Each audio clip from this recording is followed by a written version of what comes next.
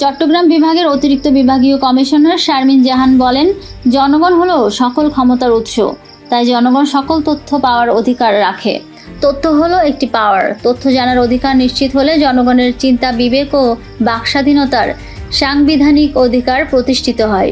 তিনি মঙ্গলবার বেলা 12টায় রাঙামাটির কাপ্তাই উপজেলা পরিষদের সম্মেলন কক্ষে কিন্ডেরিতে জনগণের নিকট প্রশাসনের স্বচ্ছতা, জবাবদিহিতা ও সুশাসন নিশ্চিতকরণের জন্য অভিযোগ প্রতিকার ব্যবস্থাপনা, সেবা প্রদান প্রতিশ্রুতি, তথ্য অধিকার আইন 2009 ও শুদ্ধাচার কৌশল বিষয়ক অংশীজনের সভায় সভাপতি বক্তব্যে একথা বলেন। চট্টগ্রাম বিভাগীয় কমিশনের কার্যালয়ের আয়োজনে কাপ্তাই উপজেলা প্রশাসনের সহযোগিতায় এ সভা অনুষ্ঠিত হয়। কাপ্তাই উপজেলা নির্বাহী কর্মকর্তা মোহাম্মদ রুহুল আমিনের সঞ্চালনায় এ সময় তথ্য অধিকার আইন নিয়ে একটি প্রবন্ধ উপস্থাপনা করেন চট্টগ্রাম বিভাগীয় কমিশনার কার্যালয়ের সিনিয়র সহকারী কমিশনার সুব্রত বিশ্বাস দাস। উক্ত সভায় সরকারের বিভিন্ন দপ্তরের প্রধানগণ, জনপ্রতিনিধি, আইন শৃঙ্খলা বাহিনীর প্রতিনিধি, শিক্ষক, হেডম্যান, সাংবাদিক সহ নানা শ্রেণী পেশার মানুষ অংশ নেন।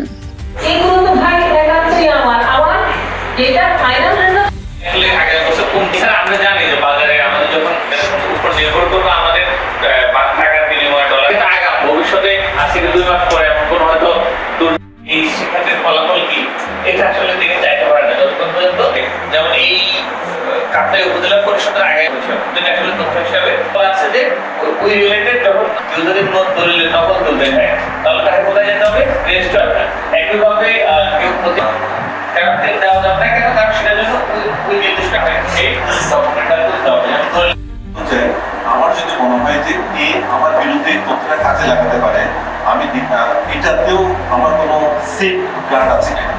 এই আইনের বলা আছে যে আইনের 7 ধারায় স্পষ্টভাবে বলা আছে যখন হচ্ছে প্রতিষ্ঠান সময়ের একটা সুন্দরভাবে প্রিন্ট করলেন, অরাষ্ট্রীয় প্রতিষ্ঠান